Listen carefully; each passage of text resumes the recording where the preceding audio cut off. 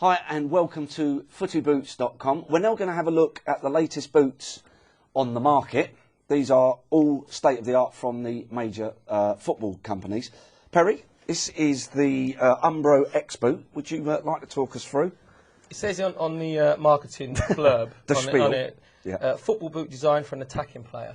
So what does that difference? It hasn't got a steel toe cap, or what's different for an attacking player? And they're saying that defenders are cloggers and attackers are a lot quicker. What are you looking at? I don't. No, I didn't know. I was just you was a defensive midfield player, come defence, weren't you?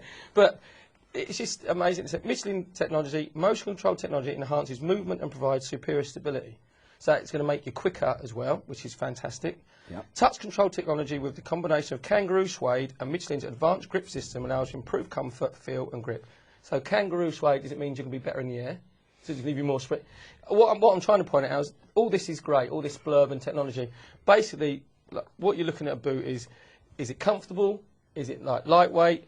Do you feel comfortable in it yourself? Because trust me, they're not going to make your touch or your vision or your control any better. It don't matter if you're paying 80 quid for a boot or £150 for a boot. But then, it's personal preference. But then, if a kid, you know what kids are like? They like to be whatever. I mean, these boots here are worn by Michael Owen. They're £90. Right. You know what kids are like? They like to put the boots on and they go, "Oh, I'm Michael Owen." So does it a nice again? Because I've got Michael Owen's boots on. Do you know what I think is fantastic about that? It's black. Yeah. If I had any boot out of all these, what here, my kid, I wouldn't let my kids when they started playing football at 6 or 7 or 8. I want a red boot. I want yellow boot. When you become why not? No, but when you've got it's the talent you want to make you stand out, not the colour of your boots. So once you've earned the right to wear those, my kids always wore black boots. When you get good enough, when they say, "Oh, Robert Perez wears white boots," when you score 20 to 25 goals a year for Arsenal, you can wear a fring-pronged hat and wear carpet slippers if you want. I don't care. When you're a kid, yellow boots, white boots, don't stand out because of the colour of your boots. Stand out because of your talent. That's just a personal preference. And now, I'll guarantee you now, if you see someone wearing black boots, they look the ones that are unusual ones.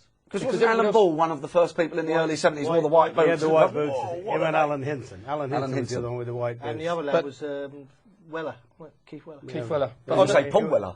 There's a boot out of the 4 that are on there. That would be my favourite because it's black and it seems fairly. But I can't believe from when we played as well how light they are. They're like carpet. I mean, Ron, what was boots like? You know, when you played, you was at Oxford, and when you played, what? Screwing like Wellingtons. 18 old DMs. Was it the cork studs around his ankles. The nails coming through. Yeah. See how the studs are all a one-piece thing now? I remember as a kid at Wolves, when Wolves were one of the great teams, they used to be in layers, leather layers. And the cobbler always used to, when it was a bit frosty or a bit anything like that, used to leave the top layer a little bit loose, put a bit of black lead on, black lead paint, and as soon as you kicked off, the top leather thing come on, and the nails stuck into the ice or the snow or whatever, and it also stuck into a few legs if you got tackled. If you got there late enough. I tell you what, I was looking at all the boots on. I mean, I think you've done well if you can get your kids not to wear coloured boots. Yeah, but I tell you what, here's one for you. And they are light, and I think boots are great when they're light and all that. Why have we got so many metatarsal injuries? There's not enough protection. Because there's not enough. But to be fair, I'll look at they're nice. They're fantastically made. In all fairness, I'd look at those boots, and I've played in things like the Puma and things like the King Puma and all. They look as if they've got as much protection on them. To be fair. They're quite thick. These ones. Yeah. These are. Let me just tell you about this boot. I'll do the spiel on this one. This is a Nike Laser, released 31st of May, so they're not out yet. Has significantly bigger sweet spots through unique precision rings that help control the ball and trajectory. The upper feature an innovative circular pattern power zone emblazoned with a 90 and the words swerve, precision and power is inspired by visual cues from the ripples that emanate when a stone is dropped in water.